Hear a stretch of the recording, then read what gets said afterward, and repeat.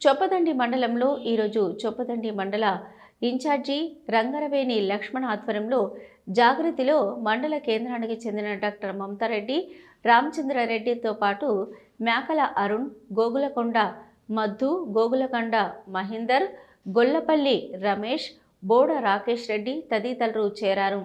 వారికి జాగృతి జిల్లా అధ్యక్షులు గుంజపడుగు హరిప్రసాద్ కండువా కప్పి జాగృతిలోకి ఆహ్వానించారు.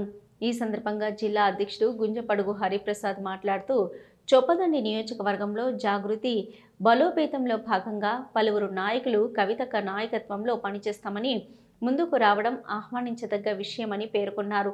ఈ కార్యక్రమంలో జిల్లా ప్రధాన కార్యదర్శి మేకల తిరుపతి, ఆదివాసీ విభాగం జిల్లా అధ్యక్షులు కూతాడు శ్రీనివాస్, జిల్లా సీనియర్ నాయకులు చంటి శ్రీనివాస్, చొప్పదండి మండల అధ్యక్షులు పిట్టెల సత్యం తదితరులు పాల్గొన్నారు. తెలంగాణ చరిత్రను కాపాడడంలో వారు ముందుండి కూడా గత 20 సంవత్సరాలుగా జాగృతి సంస్థ ఏర్పాటు చేసి ముఖ్యంగా తెలంగాణకు రావాల్సినటువంటి హక్కుల కోసం, నిధుల కోసం వారు ప్రయత్నం చేసినటువంటి సందర్భం మనం చేసినాం.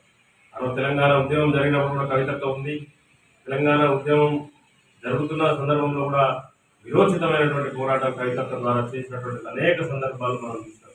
సాగర హారం కావచ్చు, అది మానవ హారం కావచ్చు, రైలు రూప కావచ్చు, రాస్తా రూప కావచ్చు, ఏ ఉద్యమం తీసుకున్నా కవితక్క ఉంది. అదేవిధంగా తెలంగాణ వచ్చిన తర్వాత తెలంగాణ అభివృద్ధిలో కూడా కవితక్క ఉంది. ఆ తెలంగాణను అభివృద్ధి పరచడంలో కూడా ఒక ఎంపీగా, ఒక పార్లమెంట్ సభ్యురాలుగా వారి పాత్ర గణనీయంగా ఉంది.